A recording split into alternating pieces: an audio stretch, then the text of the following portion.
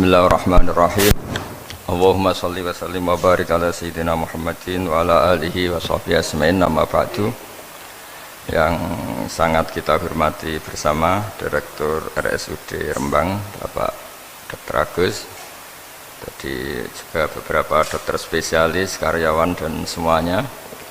Sebelumnya saya juga mengucapkan terima kasih atas pelayanan ibu kami.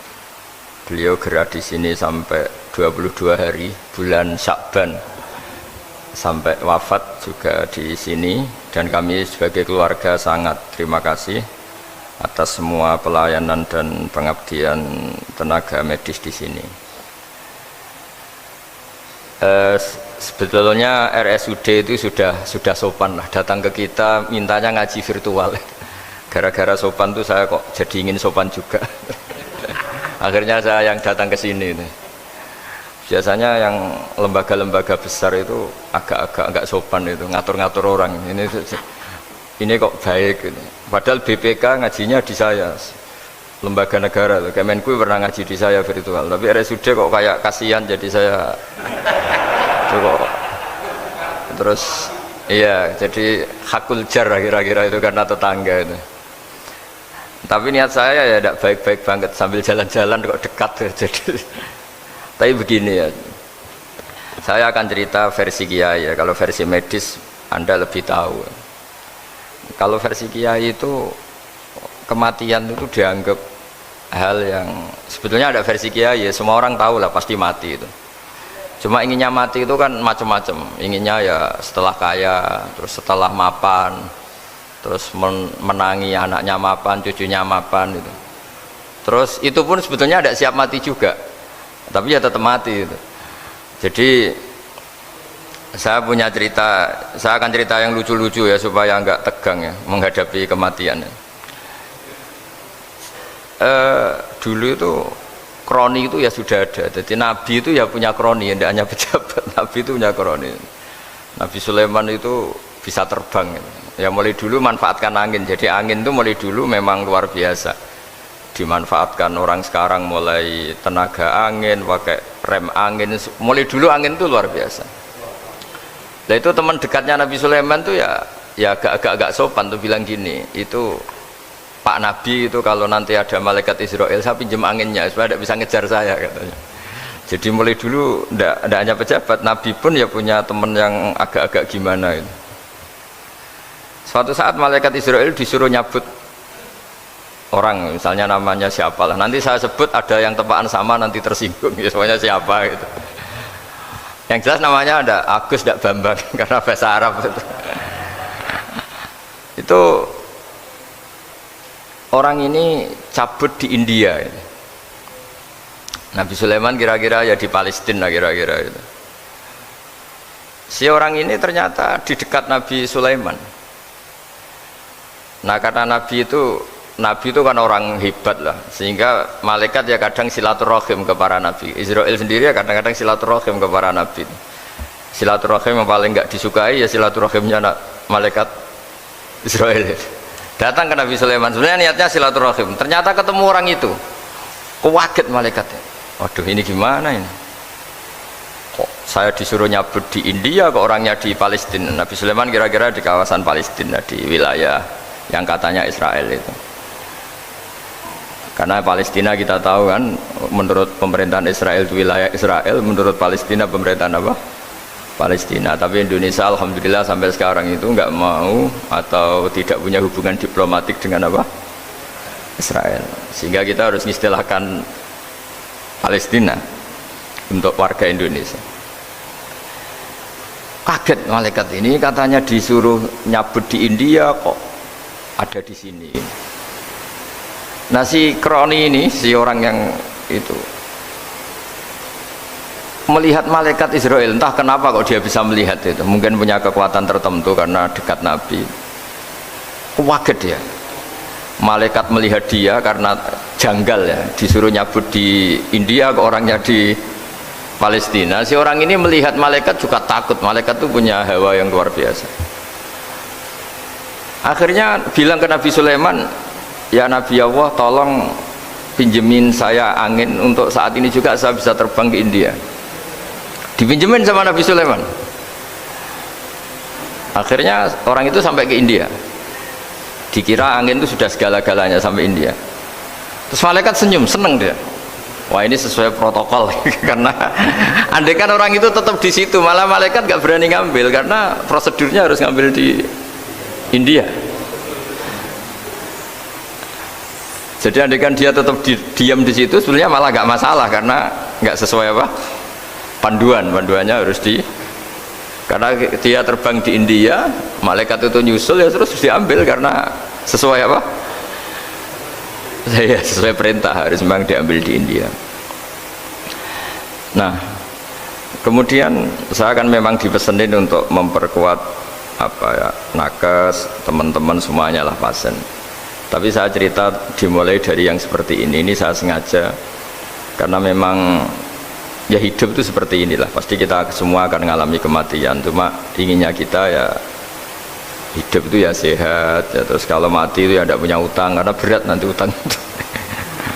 Saya tidak tahu fikihnya itu kalau utang pribadi itu hisabnya berat kalau utangnya lembaga itu gimana ya dihitung salahnya direkturnya apa dihitung salah karyawan yang minta naik apa gaji. Saya tidak tahu kayak utangnya Indonesia itu yang disalahkan itu menterinya apa presidennya apa yang selalu mengajukan gaji 13. Tidak tahu itu karena di kitab tidak dibicarakan yang dibicarakan utang-utang apa pribadi ya. Kalau yang utang-utang lembaga negara itu nanti tak tanyakan malaikat auditornya ini gimana cara apa itu yang disalahkan menterinya apa presidennya apa direkturnya apa pengajuan proposal itu. Nah singkat cerita itu kalau ngadepin kematian atau sebenarnya yang ngadepi kehidupan juga kita ini inna sholati wa nusuki wa mahyaya wa mamati lillahi rabbil alamin. Saya bicara ilmunya kiai misalnya si A itu sebenarnya sudah ditulis dia mati karena kecelakaan, yang satu ditulis mati karena sepuh karena tua itu. Yang satu mati karena tersedak, yang satu mati karena ngelindur, mungkin yang satu mati karena tenggelam. Sehingga sebetulnya andaikan kita melihat Lauh Mahfud kita ini ya naif. Saya berkali-kali ngaji bilang kadang kita ini takutnya sampai angking takutnya dari motor ngelamun gara-gara ngelamun gitu. Andaikan malaikat tuh kok suka bully tawain gitu kamu catatannya kecelakaan kok yang kamu takuti apa Covid. Yang sejarah misalnya kita pernah hidup menanamkan kebencian sesama itu terus ke bawah anak cucu kita dikandani jogeman cocok wong iku musuh bapakmu mbahmu itu sehingga anak cucu itu dendamnya diwariskan wong dendam kok dia apa wariskan termasuk utang itu ketika kita jabat ingin rumah sakit ini mewah pikirannya kok isdadi aku seleran semikir direktur berikutnya itu tidak tahu itu nanti hisapnya ke siapa. Saya ulang lagi ya.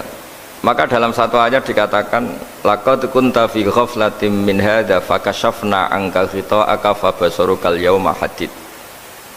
Manusia ketika di dunia itu dianggap tidur itu dengan tanda kutip itu bodoh itu tidak tahu. Fakashafna anka ghita'aka nanti setelah kamu mati itu pinter. Tapi ketika Anda pinter sudah meninggal sudah tidak bisa memperbaiki kesalahan-kesalahan kita. Nah kenapa kita dikatakan sekarang ini tidur? Karena kita ini sering menyaksikan sesuatu yang sebetulnya tidak ada hubungannya dengan kita, tidak ada hubungannya dengan kebutuhan kita. Misalnya kita ngelamun, berkhayal, ingin hidup kaya raya, sejahtera, jabat, orang lain anak buah semua. Ternyata itu nggak penting ketika kita di akhirat. Yang penting adalah Anda meninggal dalam keadaan menghamba kepada Allah Subhanahu wa Ta'ala. Saya berkali-kali ngaji, kalau saya berkali-kali bilang andaikan hati kita nanti direkam Allah, nanti di akhirat sudah direkam orientasi kita, direkam nanti Pak Agus misalnya ingin punya mobil, punya rumah mewah, punya apa terus orientasinya gitu di depan Tuhan yang menyuruh kita, mensyariatkan kita inginnya itu ya jadi hamba Allah terbaik, jadi kekasihnya Allah, jadi hamba yang bersujud, dari hamba yang bersedekah. Jadi ini kan tidak sambung. Ada cita-cita versi Allah yang dianjurkan Allah, yaitu bercita-cita jadi hamba yang soleh, yang bermanfaat, yang memanfaati orang banyak. Kemudian ini ada cita-cita yang hadzun nafsi, ingin mapan semua orang anak buah. Hal-hal seperti ini itu harus kita jaga, jangan sampai terjadi. Makanya di semua kitab pertama mendahulukan bab niat. Niat itu ya faman kana hijratuhu ilallah wa rasuli fa hijratuhu ilallah wa rasuli. Orang baik itu orang yang orientasinya itu menuju Allah Subhanahu wa taala. Lalu yang kurang baik adalah orang yang orientasinya itu ya harta, perempuan, pokoknya inginnya itu hal-hal yang kepentingan dirinya sendiri. Nah, lalu kenapa kita kadang tidak tahu? Ya tidak tahu itu karena tadi kita kalau tidak wiridan itu tidak punya efek samping kan. Tapi kalau kamu nggak punya uang kan terus lemes. Karena ngerti itu terus uang itu penting, wiridan tidak penting. Nah dari kesimpulan itu sebenarnya kita menjadi bodoh. Karena menjadi bodoh ketika Anda meninggal ternyata uang ini nggak penting, wiridan ini penting. Tapi tahu kita terlambat setelah kita meninggal. Nah di sini saya ingin mengingatkan apapun kondisi kita yang jelas itu ingat selalu kepada Allah Subhanahu wa taala. Caranya ingat gimana? Kata Nabi, kamu bayangkan musibah yang lebih ekstrim, kamu akan tahu yang kamu alami itu ahwanu wa aisar, yang kamu alami itu ringan sekali. Ringan seringan-ringannya. Saya beri contoh ya, kalau Anda belajar kalau dalam bahasa pondok itu falak, mungkin kalau bahasa umum itu apalah ilmu apa. Misalnya orang ahli meteor, ahli apalah, ahli perbintangan. Ketakutannya pasti benda langit ini jatuh kemudian menimpa bumi. Nanti kalau Anda ahli geologi itu takutnya bumi ini likuifaksi karena sumber daya alamnya sudah begitu dikeruk, dimanfaatkan. Nanti yang ahli teroris atau yang ahli ekstremis itu takutnya itu ada teroris. Yang ahli sosiologi takutnya Indonesia itu chaos. Kalau chaos ya saling bunuh, saling apa. Jadi semuanya ini ketakutan ini semuanya mengarah terhadap kematian. Kecelakaan lalu lintas ya menjadikan orang mati, likuifaksi kayak kemarin di Sulawesi ya iya, gunung meletus, gempa, tsunami. Nah ketakutan yang menjadikan kematian sebenarnya banyak. Kalau baru tsunami aja ya orang takutnya ke tsunami, nanti kalau ada kematian gempa ya takutnya gempa, kalau temanya covid ya takutnya covid. Terus kalau ada tetangga mati karena ngelindur ya baru gue nak turu hati-hati nggak nak mati ngelindur. Jadi nah masalahnya kan kita tidak tahu, nggak tahunya itu ya tadi takutnya covid ternyata catatannya itu mati kecelakaan, takutnya kecelakaan ternyata matinya itu ngelindur, kan kita tidak pernah tahu. Dari tidak pernah tahu itu kemudian agama datang dengan anjuran sudahlah kamu tawakal bahwa semua urusan kamu di tangan Allah Subhanahu wa taala. Inna sholati wa nusuki wa mahyaya wa mamati lillahi rabbil alamin la syarikalah. Yes, ibadah kita, sholat kita, hidup kita, mati kita semua di tangan Allah Subhanahu wa taala. Sehingga dengan berpikir begini ini melihat covid itu ya kayak melihat potensi kematian yang lain, kayak karena gempa, likuifaksi, kecelakaan, karena ngelindur, karena macam-macam. Kenapa saya membuat apa atau menyarankan ya supaya orang berpikir demikian, supaya bersyukur bahwa kita ini dihimpit, disekelilingi penyebab kematian tadi. Kalau kita ahli meteorologi mungkin takutnya itu asteroid jatuh, terus kemudian meteor jatuh yang nggak habis digesek oleh sistem alam, terus macam-macam. Yang ahli gempa juga takutnya gempa, yang ahli tsunami takutnya tsunami, yang ahli sosial takutnya Indonesia chaos, kemudian saling apa? Bunuh, saling apa dan sebagainya dan sebagainya. Nah dengan keadaan seperti ini kita ini baik sekali. Bukan sekedar baik, baik sekali. Kita tidak mengalami chaos sosial, kita tidak mengalami likuifaksi, kita tidak mengalami benturan benda langit di bumi kita. Karena itu sekali terjadi, bukan 1-2 lagi, tapi habis seluruh Indonesia, mungkin seluruh dunia. Nah di sini cara Allah membuat kita selalu bersyukur bahwa hal-hal itu tidak terjadi. Jadi ada sebuah ayat yang Allah selalu mengingatkan, a'amintum man fis sama ayakhsifa bikumul ardo fa idza hiya tamur. Kamu boleh sekali-kali berpikir Bumi ini justru potensinya itu likuifaksi, potensinya itu hancur karena di bawah itu ada magma, ada apa minyak, ada macam-macam. Ini kan di bawah ini kan ngerongkong cara Jawa itu karena diambilin terus. Piro-piro diambil ya ini ya ono masih bisa dipakai. Belum sistem bumi sendiri wafil arti kita mutajawirat, bumi sendiri itu berupa lempengan-lempengan. Setiap saat itu potensinya geser, sekali geser ya jadi gempa itu. Terus belum benda langit yang potensinya juga jatuh, sekali jatuh ya habis kita. Jadi yang kita ini dikepung sekian potensi yang bisa menghancurkan kita. Tapi nyatanya mulai Nabi Adam sampai sekarang itu ada kehidupan, ada khayal. Sing Joko ya kepengen payu rabi, mungkin sing wis payu rabi ya mbah kepengen mbah roh. Macam-macam lah. Tapi yang jelas itu wong dikepung kematian kok ya khayalnya masih tinggi gitu. Lah nggak pernah ngayal ya orang yang utang ditagih itu, gak kober ngayal. Soalnya wedine tanggal kredit itu. Tapi ini saya cerita supaya orang Indonesia itu ngerti lah bahwa yang ngepung kita itu tidak hanya Covid, banyak. Makanya orang Arab itu kalau ngendikan itu wa malam yamut bisayfi mata bi khairihi ta'addadatil asbab wal maut wahidu. Karena orang Arab itu kan dulu Arab sebelum Islam itu kan satu kabilah nyerang kabilah yang lain. Wah itu kan harus butuh orang-orang tangguh karena dulu sistem rezekinya kayak sistem Indonesia dulu lah. Kerajaan ini nyerang ini supaya satu kerajaan punya eksistensi harus mengalahkan kerajaan yang lain. Bahkan cerita-cerita itu sama lah di Indonesia di mana-mana. Nah itu pemuda-pemuda yang gagah berani itu karena punya pegangan tadi. Wa man lam yamut bisayfi toh mata biwirihi. Kalau kamu tidak mati di medan perang ya tetap aja mati juga. Sehingga mereka kendel gitu kata cerita orang dulu. Ta'addadatil asbab wal maut wahidu. Sebab kematian bisa macam-macam, tapi kesimpulannya tetap saja namanya mati. Lalu Islam itu mengajarkan aksiru min dzikri hadhimil ladzat. Kamu harus banyak ingat mati. Tapi uniknya Islam itu menyuruh ingat mati itu disuruh justru semangat hidup. Karena kita butuh bekal itu. Jadi kalau kamu ingat mati itu jangan terus loyo, terus nunggu takdir mati itu enggak, malah disuruh semangat.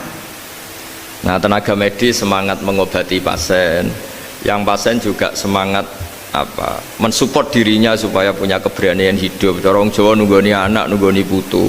Kalau saya sebagai kiai ya nunggoni santri, nunggoni umat. Jadi ingat mati itu justru dengan cara mencintai hidup. Karena hidup ini adalah bekal kita untuk sanggup ketemu Allah Subhanahu wa taala. Kadang-kadang bekal itu mudah sekali. Ada orang nakal gara-gara minumin anjing yang baru haus, sama Allah dimaafkan. Ada orang yang pulang dari tempat kerjanya, ada duri di tengah jalan, disikirkan takut kena orang, diampuni Allah, akhirnya menjadi ahli apa? Surga. Ada orang yang kerja untuk orang tuanya, kemudian orang tuanya dicukupin menjadi ahli surga. Bahkan ada ahli surga itu ceritanya itu, tapi ini jangan dicoba. Ada orang sudah jelas niat nyon sewu, niat zina, sudah tinggal itu terus mikir dia saat itu takut Allah gak jadi, barokahnya gak jadi, langsung dia jadi ahli surga. Sarannya gak jadi loh ya. Tapi ya udah usah dicoba. Itu kalau keterusan masalah. Jadi Islam itu menganjurkan ingat mati, tapi justru dengan cara mencintai kehidupan. Karena yang jadi referensi Allah nanti di akhirat adalah perilaku kita, amal kita zaman apa? Hidup. Jadi disuruh ingat mati, tapi justru dengan cara sangat mencintai apa? Kehidupan. Lalu yang dinamakan kehidupan itu apa? Ya kita-kita ini. Ada yang mengkhidmati agama, mengkhidmati orang sakit, mengkhidmati itu ya berbakti, membantu. Ada yang nata lalu lintas, ada yang nata keamanan kayak Pak Polisi, ada yang nata keuangan kayak Kemenku, macam-macam. Semuanya harus kita cintai, profesi-profesi yang oleh Islam dianjurkan untuk kita nekuni itu. Jadi saya mohon lewat cerita ini orang itu tidak fokus takut Covid. Kasihan Covid kan jadi tersangka pembunuh sini. Padahal di kampung-kampung orang lugu-lugu yang saking nggak ngertinya itu kalau dikasih sumbangan itu katanya itu salam neng Covid matur nuwun. Itu ribet kalau orang lugu-lugu itu dikira Covid itu satu makhluk atau manusia yang apa nyumbang itu. Jadi saya mohon semohon-mohonnya, minta seminta-mintanya sampean harus ngitung nikmat lah. Dengan sistem meteor seperti itu di langit tidak jatuh ke kita, sistem bumi yang sudah ngerongkong gini tidak likuifaksi, terus di dunia ini banyak kimia, banyak racun, itu kalau misalnya meledak kemudian dibawa angin mungkin matinya lebih massal. Ternyata semua itu nggak terjadi. Artinya nikmat yang sekarang kita dapatkan, kita nikmati sekarang itu jauh lebih besar ketimbang ketakutan kita. Nah, ini Islam selalu menganjurkan fadzkuru ala Allah la'allakum tuflihun. Selalu ingat sisi-sisi nikmatnya Allah. Kamu jangan hanya sisi wah kita dikepung Covid, kita punya istri judes, punya anak nggak nurut, punya atasan sadis, punya anak buah nggak loyal. Kalau gitu terus ya kamu nggak berani hidup. Yang diingat masalah terus. Itu salah, hidup seperti itu salah menurut Islam. Yang Islam menganjurkan fadzkuru ala Allah, kamu ingat sisi-sisi nikmatnya Allah, bukan sisi-sisi kita hidup itu diuji. Saya punya sekian cerita ulama-ulama yang unik yang punya nasihat itu. Jadi ada orang kaya raya dulu temannya banyak, anak buahnya banyak. Suatu saat dia miskin terus gak ada yang berkunjung. Terus dia ngeluh, curhat ke ulama itu. Ketika saya kaya yang berkunjung banyak, ketika saya miskin kok nggak ada yang berkunjung, kurang ajar betul teman-teman saya. Terus kata kiai itu lucu kalau yang ada nih, ya bagus gitu dong ketika anda miskin tidak ada yang berkunjung. Loh kok bisa? Ya misalnya kamu sekarang jadi buruhnya orang, pas disuruh-suruh dibentak-bentak, terus teman kamu udah datang, malah kamu jadi tontonan toh. Mendingan nggak udah datang, jadi kamu ketika buruh orang nggak malu karena teman-teman kamu sudah tidak datang. Ya alhamdulillah kalau gitu ya. Jadi dulu satu hal yang dia dulu nganggap problem, loh ya kan, kalau kamu misalnya dulu kaya, temannya banyak, jabat, terus yang takut banyak, ketika sudah miskin Yun Sawu jadi buruhnya orang, disuruh-suruh, terus teman kamu tetap do datang, siap nggak ada? Siap datang apa siap tidak datang? Lebih siap tidak datang sebetulnya kan, karena nggak jadi tonton. Akhirnya dia sadar.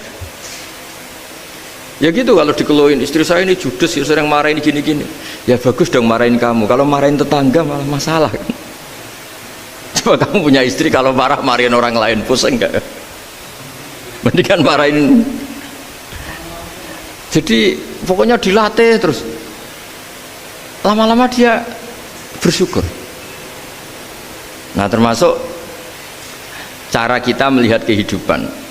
Ada doa Rasulullah SAW yang luar biasa, ya Allah jadikan kehidupan ini sebagai penambahan saya untuk berbuat baik. Wal mauta rohatan li min kulli syarrin, kalau saya engkau takdir mati ya anggap mawon ini mati itu berakhirnya semua potensi keburukan saya. Orang itu kan potensinya dua, buruk betul atau potensi buruk. Mungkin sekarang kita tidak korupsi, tapi saja suatu saat kita korupsi. Mungkin sekarang kita tidak salah, suatu saat potensi salah. Dan mati itu mengakhiri itu semua. Makanya saya berkali-kali cerita kalau ngaji, kalau orang-orang alim NU itu kalau ada bajingan mati tetap dia seksa ini baik dia. Itu tetangganya nggak mau semua. Wong bajingan kok darani baik. Tapi kiainya ngotot, harus disaksikan kalau ini baik. Akhirnya mereka bilang ya baik-baik. Padahal di hati kiainya sudah tidak bisa garong lagi, tidak bajing lagi. Ya baiklah gitu. Jadi sehingga orang-orang soleh itu melihat hidup itu ya biasa, melihat mati itu biasa, karena hidup adalah sarana kita menambah kebaikan dan mati adalah akhir dari segala keburukan kita atau potensi keburukan kita. Jadi Islam itu mengajarkan kita gimana menghadapi kehidupan, juga gimana menghadapi apa? Kematian. Jadi saya ulang lagi, itu ajaran-ajaran Islam yang luar biasa. Jadi ij'alil hayata ziyadatan li fi kulli khairin wal mauta rohatan li min kulli syarrin. Jadi hidup menambah kebaikan, kalau kita mati anggap saja mengakhiri semua buruk kita kalau kita sedang buruk atau potensi keburukan kita. Saya cerita ringan tapi supaya diingat-ingat. Jadi kalau kita yang nekuni, saya tadi kan sudah bilang, kita kiai yang nekuni ilmu itu ya tadi kita agak fokus bicara Covid. Inna Allaha yumsikus samawati wal ardo an tazula wala in zalata in amsakahuma min ahadim min ba'dih. Kalau kamu ahli meteorologi kan melihat ini jatuh jumlahnya besarnya sekian, Ini kalau digesek oleh atmosfer paling masih sekian, kayak kemarin Januari kan hujan meteor yang sering kena Lampung kemarin. Terus di mana-mana mesti takut kamu itu. Kalau kamu ahli gempa takutnya itu ya pergeseran lempengan bumi. Kalau kamu ahli tsunami ya takutnya tsunami. Kalau ahli sosiologi ya takutnya chaos sosial, ya sama. Kamu medis ya takutnya penyakit yang menular, penyakit seperti ini. Oke, kita sekarang fokus menghadapi COVID dan kita selalu berharap supaya Indonesia terbebas dari COVID dan musibah-musibah yang lain. Ya tadi, apa gunanya terbebas dari COVID tapi chaos sosial kayak apa terus kita. Sehingga Islam selalu mengajarkan harus disyukuri lah bahwa kita sekarang alhamdulillah kita hidup harmonis. Kita kata Mbah Mun Bhinneka Tunggal Ika itu dimentikakno terus yang terakhir masalah air. Air itu sumber kehidupan. Di antara Allah mengingatkan kita adalah qul ara'aitum in asbaha ma'ukum ghoron famay ya'tikum bima'im ma'in. Bumi ini kan bawahnya ada magma, terus ada air. Normalnya air itu nggak ada. Secara teori itu normalnya air itu nggak ada karena bumi itu kan kalau ada air kan meresap. Sudah meresap, bawahnya itu ada minyak, ada magma, harusnya air itu tersedot habis. Tapi orang saking angkuhnya, saking cueknya, ngira air itu malah potensinya itu abadi. Sebetulnya kalau menurut teori alam, air itu gampang hilang kan, diletakkan di bumi ya bumi itu meresap. Nanti bawahnya itu ada minyak, ada sebagian ada magma, ada macam-macam lah. Jadi potensi air itu harusnya nggak ada malah kalau melihat sistem itu. Tapi karena Allah saking rahmannya, air ini dijaga sedemikian rupa tetap ada. Kalau melihat sistemnya kan normalnya malah nggak ada. Makanya Allah selalu mengingatkan in asbaha ma'ukum ghoron. Suatu saat air yang kamu pakai yang jadi sumber kehidupan itu bisa saja tahu-tahu hilang, mungkin tersedot oleh panas bumi atau corong Jawa niku nyeresep entek atau gimana lah cara Allah menghilangkan. Famay ya'tikum bima'im ma'in. Lalu siapa yang bisa mendatangkan air itu lagi? Ini kata para hafidh, ini yang kata guru-guru ya, termasuk yang dikatakan Pak Mukhtar ini, nanti orang harus ngendikan menjawab Allahu Rabbul Alamin, hanya Allah sendiri yang bisa mengatur air ini selalu ada. Itu Pak, kalau kamu pikir kan air kamu sokkan di bumi kan mesti langsung hilang, meresap ke bumi. Bumi ada bawahnya lagi, ada bawahnya lagi, dan mungkin bukan yang paling bawah mungkin magma, harusnya itu nggak ada. Tapi Allah saking sayangnya mengatur sistem, air itu ada dan tersedia. Tapi ketika orang terlalu cuek dan angkuh sampai lupa syukur tersedianya apa? Air itu Allah mengingatkan, disuruh bayangkan, kul ara'aitum, coba bayangkan kalau in asbaha ma'ukum ghoron. Tadi kan ada khataman ya, saya ikut, terima kasih. Bayangkan kalau air suatu saat itu ghoron menjadi hilang. Famay ya'tikum bima'im ma'in. Jadi saya tidak bisa spesifik memberi nasihat tentang COVID karena ya tadi yang bisa membunuh kita ini banyak ya, tsunami ya bisa bunuh, gempa bisa bunuh, likuifaksi bisa bunuh, jatuhnya benda lain kita bisa bunuh, takut tanggal utang kaget ya bisa bunuh macam-macam, semacam-macam lah, ngelindur ya. Kemarin mudik aja, yang sebelum tertata rapi aja mudik aja berapa kemarin, kalau ada apa mudik lebaran yang tahun berapa, 3 tahun yang lalu apa 4 tahun yang lalu dulu. Jadi saya mohon, ketakutan kita adalah yang hakikat adalah takut jadi hamba yang tidak baik. Itu yang harus jadi ketakutan sejati. Takut kita di mata Allah tidak jadi hamba yang baik, sehingga kita jauh dari Allah Subhanahu wa ta'ala. Karena cita-cita terbesar kita dan cita-cita terbaik kita adalah jadi hamba yang diridhoi Allah Subhanahu wa ta'ala. Sebaliknya ketakutan kita sejati adalah takut su'ul khotimah, takut jadi hamba yang tidak baik. Kita inginnya adalah assalamu alaina wa ala ibadillahis sholihin. Yang berhak mendapat keselamatan dunia akhirat adalah orang-orang atau hamba-hamba yang soleh. Ya tadi, untuk menjadi soleh itu gampang di Islam itu. Tenaga medis nolong pasien ya ibadah, pasien husnudzon sama dokter ya ibadah, mengelola hidup, ingin hidup ya ibadah, anak ngurus istri, istri ngurus, pokoknya anak yang ngurus keluarganya juga ibadah. Semuanya itu di Islam itu asal tidak maksiat itu dianggap apa? Ibadah. Dan untuk orang menjadi kekasihnya Allah kayak tadi, ada orang yang karena ngerawat hewan dijadikan walinya Allah, menghilangkan apa duri atau pengganggu di jalan jadi kekasih Allah. Itu cerita-cerita itu semuanya ringan. Bahkan tadi ada yang cerita sekedar ingin maksiat dan tidak jadi. Dalam Islam itu kan gitu, orang merencanakan maksiat kemudian tidak jadi, itu ditulis pahala. Jadi gampang sekali untuk menjadi orang soleh dalam Islam. Kalau tidak bisa itu semua, kata Nabi, takufus syarroka anin nas fa inna shadaqatun minka ala nafsik. Kalau tidak bisa berbuat baik sama orang lain, yang penting tidak mengganggu orang lain. Terus kan enak turu ning omah ngelamun bengak-bengok dhewe aja banter-banter, tapi nak bengok-bengok banter-banter kan ganggu tangga. Itu asal tidak ganggu orang lain. Takufus syarroka anin nas. Kamu jangan sampai efek buruk kamu berakibat pada orang lain. Itu juga fa innaha shadaqatun minka ala nafsik, itu ya bagian dari sedekah kamu. Taruh saja misalnya kalau secara ilmu medis, misalnya kita ini kok dinyatakan positif COVID, secara ilmu medis nggak boleh ketemu orang lain, terus kamu diisolasi. Kamu niatin ketika diisolasi itu tidak menularkan bahaya kepada orang lain, itu juga ibadah. Jadi ibadah itu gampang sekali, mudah sekali. Karena agama ini yuridu wa bikumul yusra wala yuridu bikumul usra. Agama ini mudah, bukan sulit. Ya, mohon maaf tadi saya nggak bisa datang yang jam 11 karena saya tadi malam hormat di Jogja, acara 7 harinya Kiai Jatabek, tadi pagi baru datang.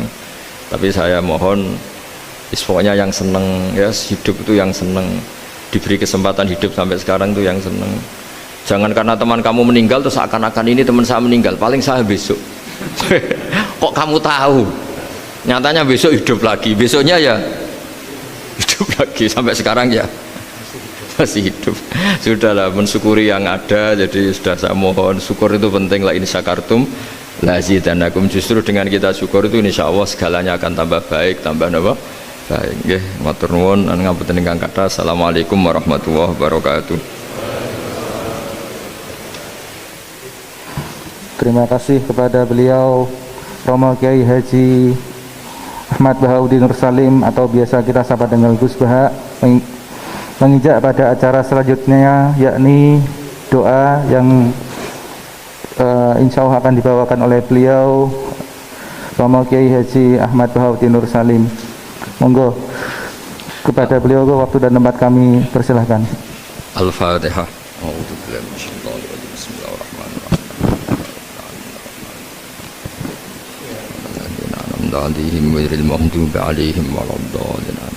Bismillahirrahmanirrahim. Nahmaduka ya ghafur ya syakur ya rahman ya rahim ya syafi ishfina syifaan la yughadiru saqaman. Allahumma shalli wa sallim wa barik ala sayyidina Muhammad alladzi 'allamana ya wa bil i'timad alayka ya wa istishfa bika ya Allah fa bi haqqi jahi 'indaka ya wa athibil ba'sa ya Allah ya rahman ya rahim. Allahumma ya Allah, Allahumma anta syafi ishfina syifaan la yughadiru saqaman.